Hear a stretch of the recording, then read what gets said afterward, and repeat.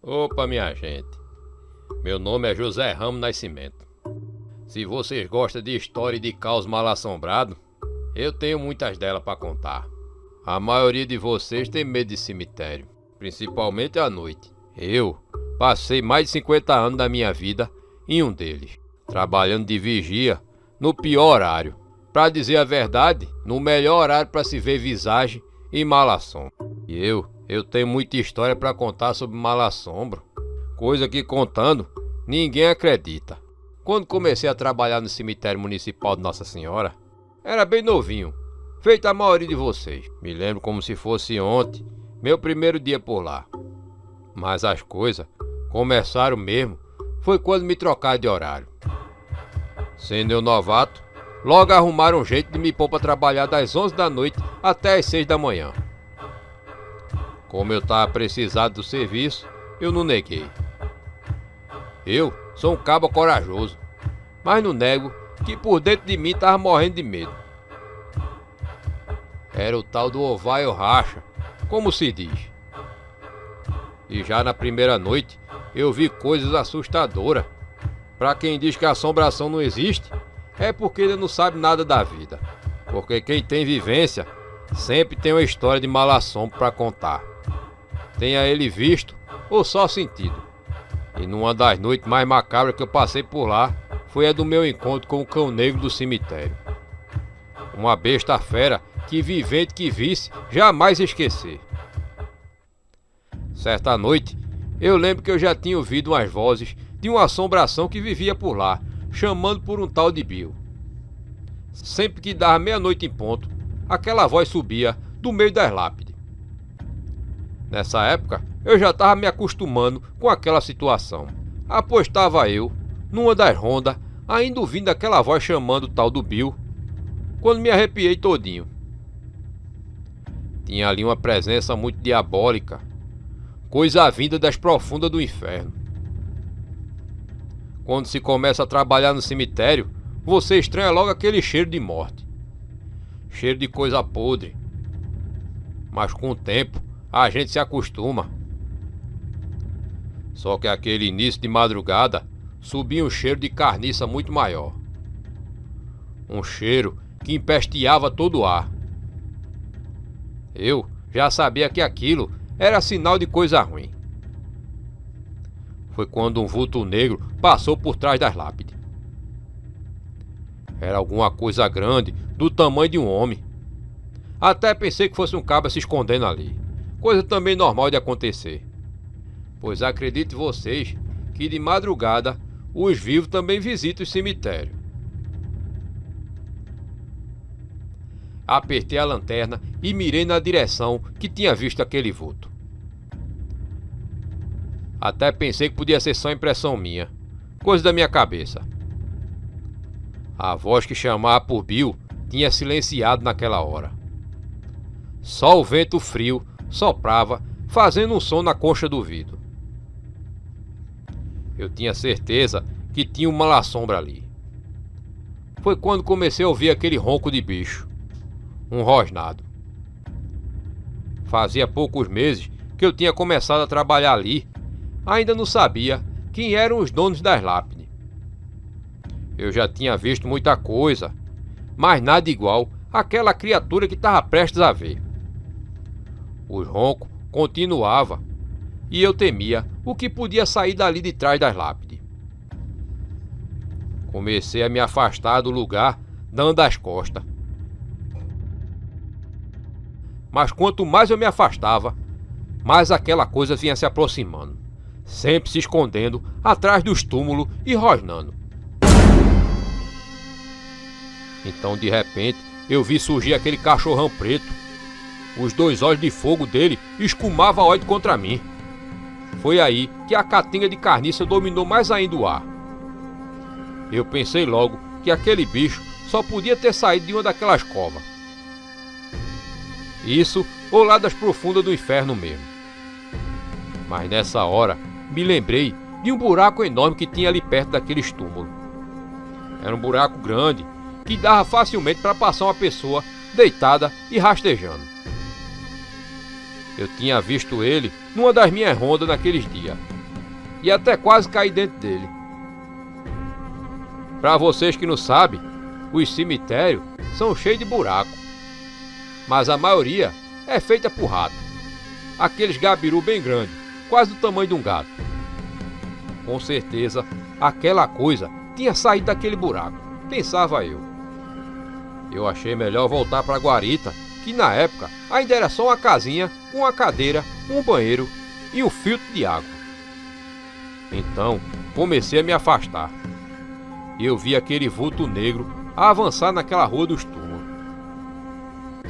Na mesma hora, eu joguei a lanterna de novo para ver se iluminava aquele bicho. Mas o desgraçado foi mais rápido e saltou se escondendo nas lápides do outro lado.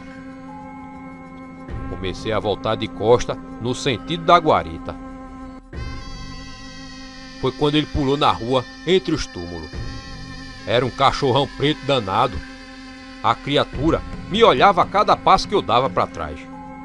Era um bicho horrível e grande, mas tinha jeito de gente também, principalmente naquele olhar dele. Era o cão negro do cemitério.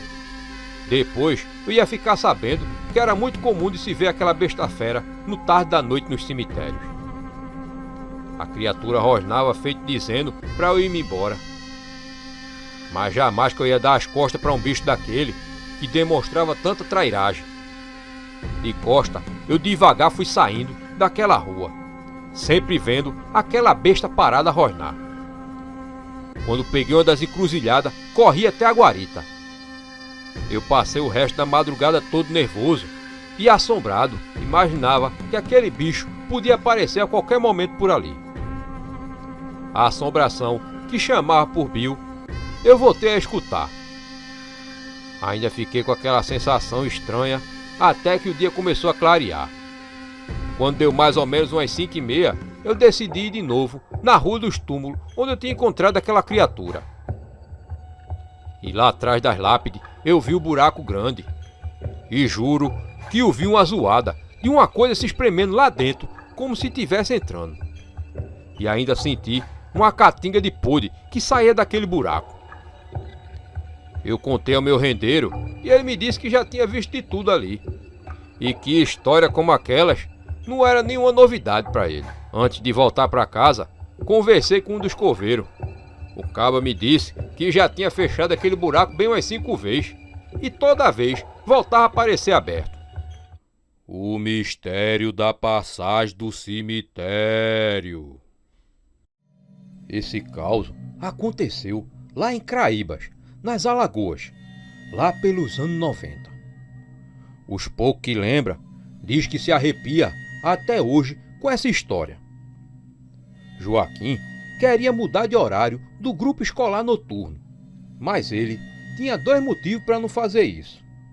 O primeiro era que a menina por quem ele era apaixonado estudava em sua sala, e o segundo era porque trabalhava de corta-cana durante o dia.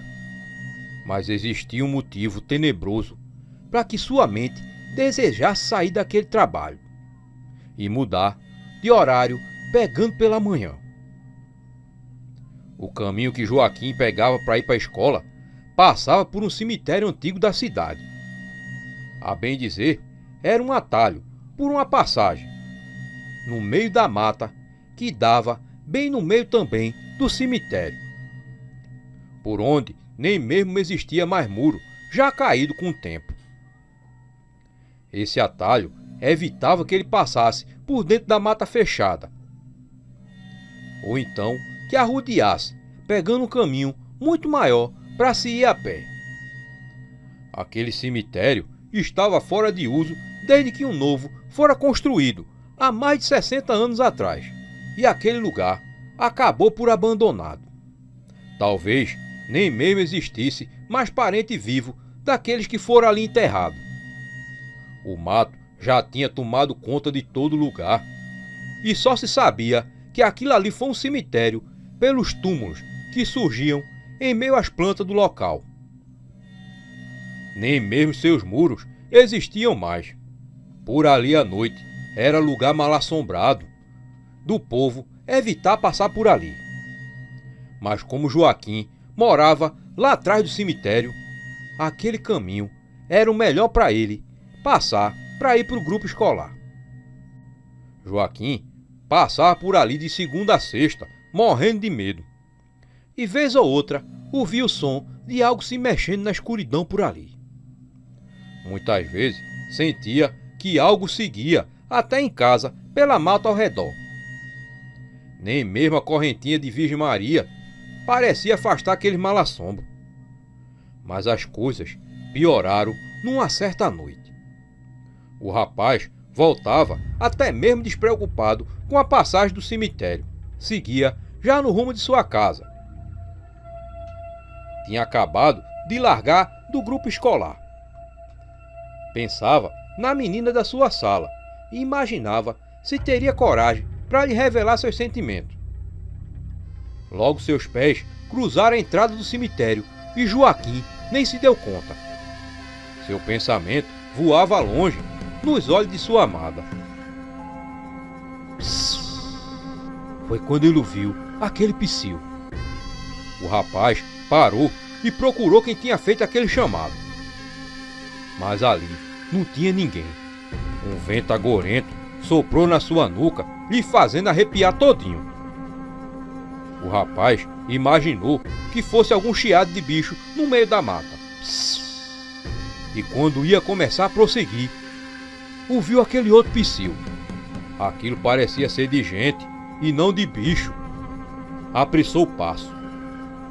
Ei, vem cá, disse uma voz que ele tentava identificar de onde tinha vindo. Parado, ele torcia para que quando se virasse, visse uma pessoa de carne e osso. Mas seus olhos procuraram em todas as direções e não viu nada. Apenas o vento movia uma ou outra árvore ali no cemitério. Ei, vem cá, disse aquela voz assustadora de novo. De repente, atrás de umas árvores, o rapaz viu alguém se mexendo. Um calafrio lhe percorreu o espinhaço naquele momento. Quem tá aí? Perguntou ele com a voz falhando. Vem cá, chamou a voz de novo o rapaz. E aí foi que ele identificou que a voz vinha da direção daquele vulto que se mexia atrás das árvores. Assustado, Joaquim correu mais que pôde e só parou quando chegou em casa. Pensou em contar aos pais, mas ficou com medo de que eles não acreditassem e pensassem que ele estivesse ficando doido. Naquela noite, ele demorou a dormir e qualquer zoada lá fora da casa, ele pensava ser o dono daquela voz assustadora. E só conseguiu dormir depois que começou a pensar que aquilo pudesse se tratar de uma brincadeira.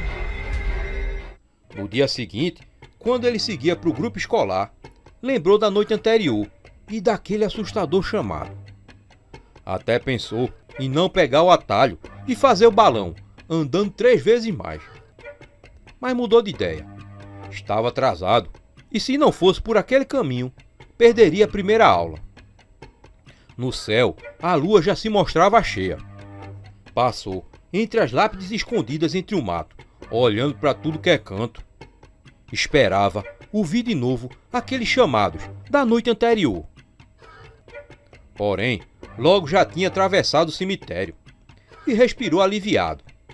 Seguiu feliz para o grupo escolar. Imaginava que realmente devia ter sido alguém, talvez um de seus amigos, querendo lhe pregar uma peça.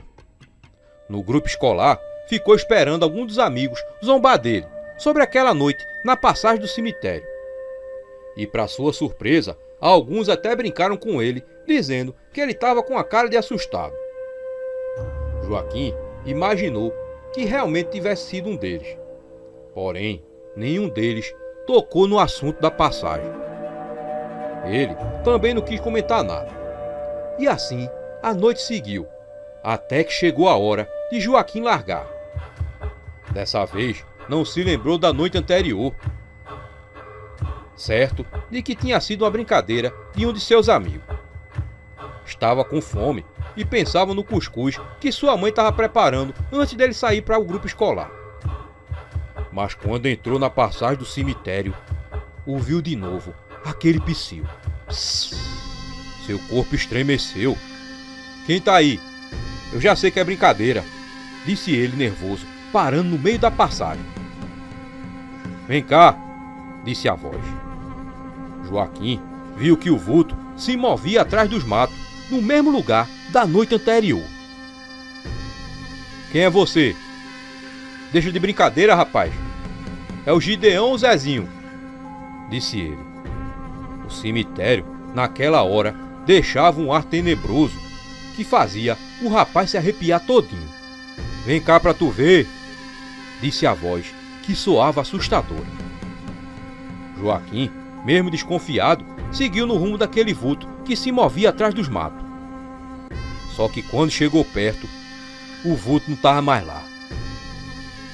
Deu mais alguns passos e logo estava na mata, fora do cemitério. Foi naquele momento que percebeu que estava fora do cemitério. O rapaz tentava entender para onde tinha ido aquela pessoa que sumiu sem fazer barulho nenhum no mato. Foi de repente que surgiu na sua frente aquela face terrível. Joaquim já ia correr, mas sentiu uma mão agarrar seu braço com muita força. Uma mão gelada. Me solta! Gritou ele, vendo que a cara daquele homem não era coisa desse mundo. Era, na verdade, uma alma penada. Eu vou soltar, mas tu tem que fazer algo por mim, disse a alma. Joaquim, branco de medo, fez que sim com a cabeça e perguntou gaguejando para aquele ser tenebroso. Quem é você? Eu sou a alma de Zelão Pereira. Enterraram meu corpo fora do cemitério e desde então minha alma não tem descanso, disse aquele espírito. Joaquim, aterrorizado, sentia aqueles dedos gelados, quase queimando sua pele no braço. Eu quero que você me desenterre e me enterre dentro do cemitério, falou a alma de Zelão.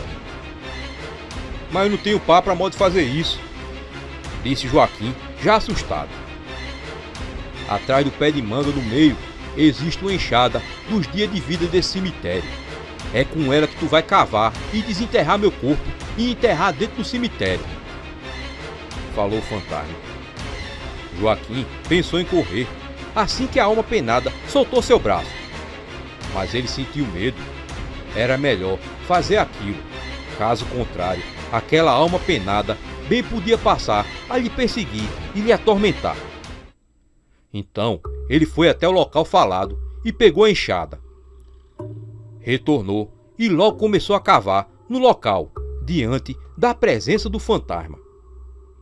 E após alguns minutos, sentiu a enxada bater em algo duro. Eram ossos humanos. Cave agora um buraco dentro do cemitério e jogue lá dentro os meus ossos, disse a alma de Zelão. E Joaquim fez conforme aquele espírito dizia. E assim que terminou de cavar, após a base do muro do cemitério, começou a pegar os ossos com todo cuidado. Foi quando percebeu que ali já não estava mais o espírito de Zelão Pereira. Agora ele vai ter um descanso, pensou Joaquim. Mas de repente surgiu na sua frente um outro ser, tão aterrorizante quanto o primeiro. Se Joaquim sofresse do coração, tinha morrido naquele momento com susto. Tire daqui esses restos mortais, ou sofrerás uma maldição, tal qual recebeu Zelão Pereira, que em vida teve parto com o diabo e escolheu vender sua alma a ele, disse aquele ser a Joaquim. O rapaz assustado pôs os ossos de volta onde estavam por décadas, dessa vez sob o olhar daquele espírito que aparentemente era um ser benevolente.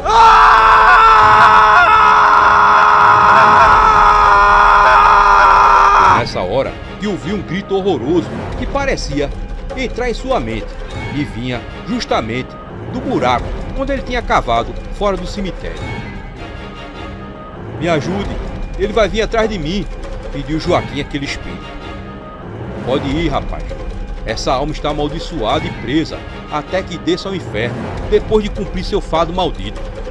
Ele não pode sair desse lugar não. Deve permanecer aí até o dia em que sua alma vai ser consumida pelo próprio diabo, disse aquele fantasma. Joaquim correu no rumo de sua casa e chegando lá contou tudo a seus pais. Como era o nome da alma do homem? Perguntou seu pai, depois de ouvir aquela história macabra. Zelão Pereira, pai, disse Joaquim. Sim, é esse nome mesmo. Papai contava sobre esse tal de Zelão Pereira, que fez o inferno aqui em Craíbas. Matou foi gente, e até a polícia não conseguiu pegar o maldito. Papai dizia que ele sumiu no mundo, parecendo até que tinha cavado um buraco e sumido nele, disse o pai de Joaquim. O rapaz nunca mais pensou em pegar aquele atalho da passagem do cemitério. Preferia agora andar mais do que ter o risco de se encontrar de novo com aquelas almas penadas. Mas essa história, até hoje, é lembrada por alguns pouquíssimos moradores da região de Craíba e acabou se tornando mais um caos mal assombrado.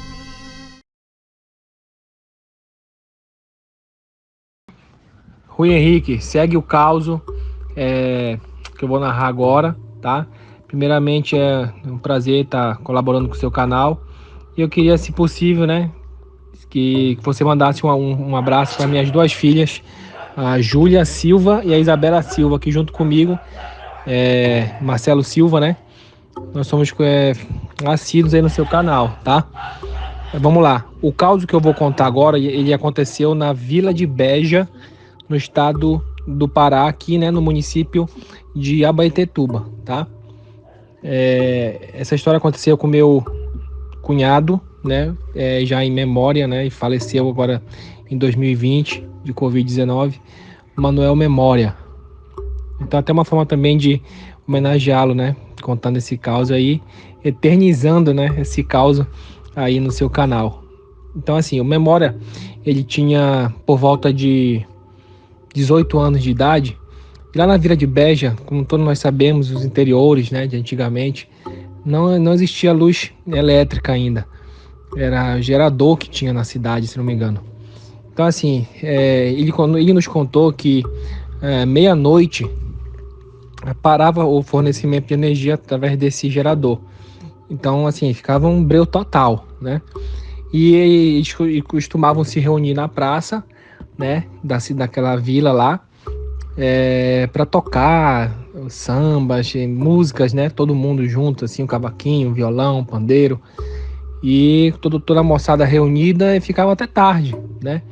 E nesse dia era uma sexta-feira e eles foram tocando e todo mundo lá envolvido naquela festa, todo mundo junto, jovens, né?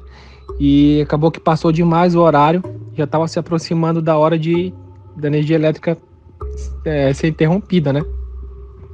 E foi o que aconteceu. Quando já era perto demais da meia-noite e eles foram surpreendidos. Ficou um breu total. Aí eles foram se dispersando, né? Aqueles jovens.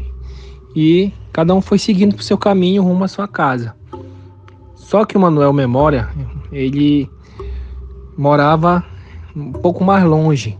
E para ele chegar na casa dele, né? Ele tinha que passar pelo cemitério daquela vila, né? E assim, foram andando juntos, só que cada um foi, né, para suas casas e no final ficou só o Manuel Memória e um amigo dele.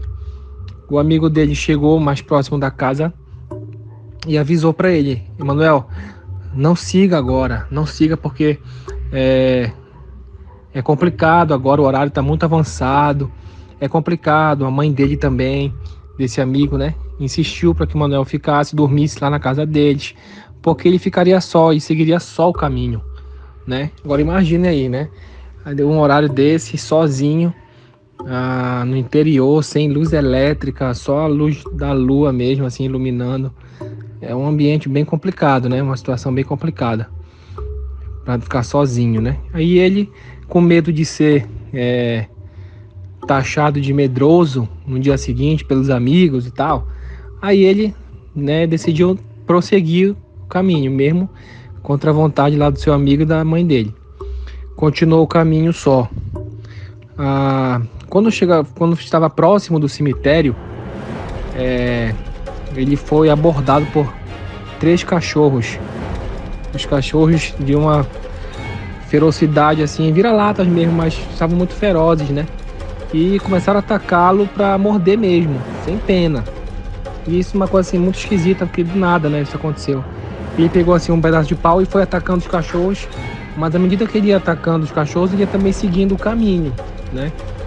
E os cachorros lá acompanhando ele, tentando avançar, morder e tal. Aí continuou o caminho. Só como eu já disse, né, para chegar na casa dele, ele precisava passar, senão o caminho, o atalho, na verdade não tinha atalho. Se ele pegasse o outro caminho, demoraria mais ainda para chegar na casa dele naquele horário já avançado.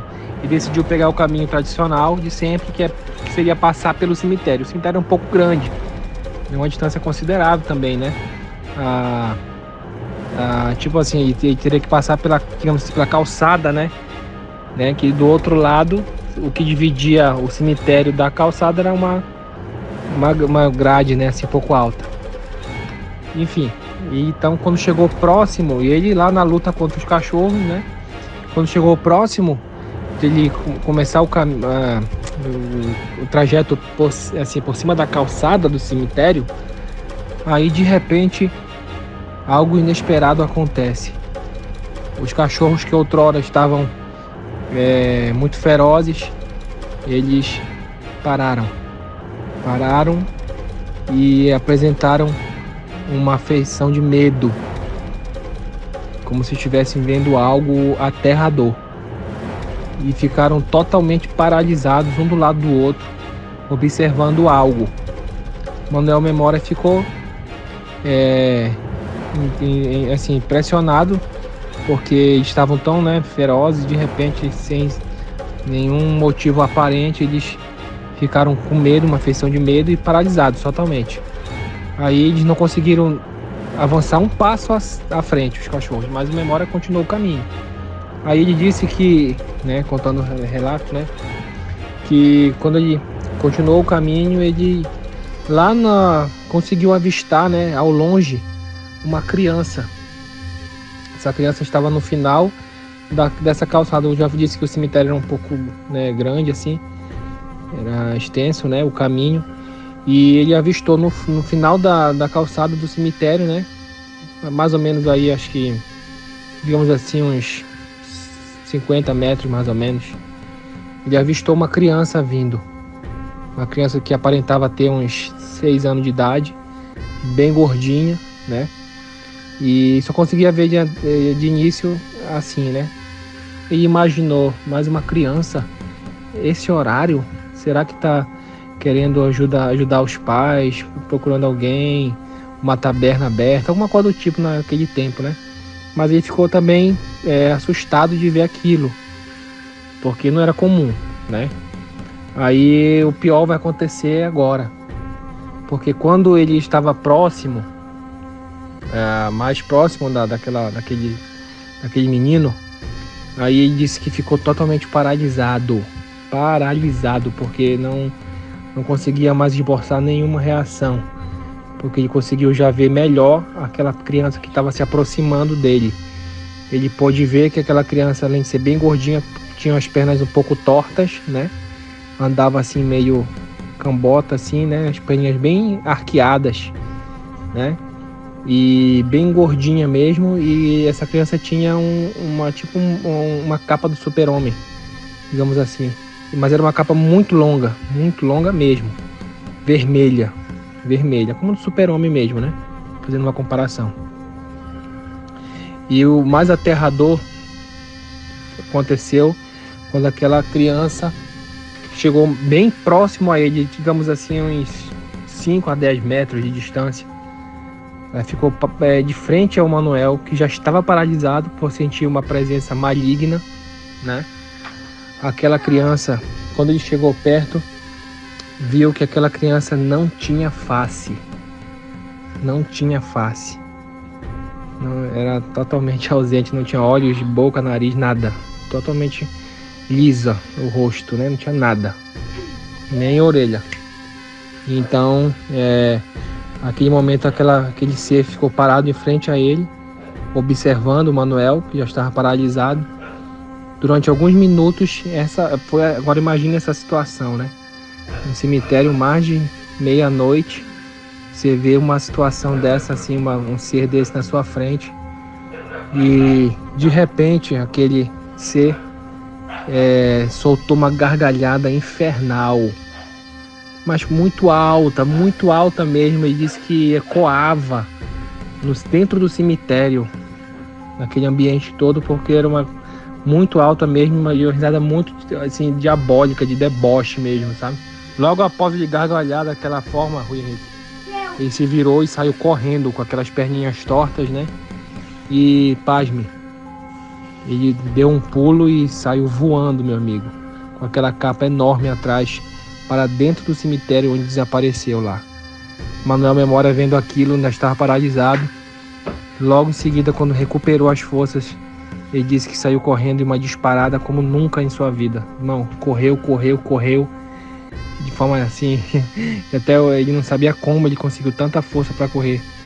Então, diz que ele, durante 3 dias, teve alucinações, febre, e por onde ele andava, ele via aquela criança diabólica. Então, esse é o caso, né, que marcou muito a nossa família. Eu ouvi esse caso quando eu tinha 15 anos de idade. Hoje eu tenho já 36 anos, mas até hoje esse caso é lembrado pela nossa família, né? E em memória que ele já faleceu, né? Eu gostaria que ele fosse homenageado com esse caso no seu canal, que nós admiramos muito o seu trabalho, tá bom? Deus te abençoe e continue assim, porque cada história dessa nos faz lembrar dos nossos melhores tempos da nossa infância, quando as pessoas se reuniam, a família se reunia para contar histórias de assombração. Muito bom mesmo. Parabéns, meu amigo.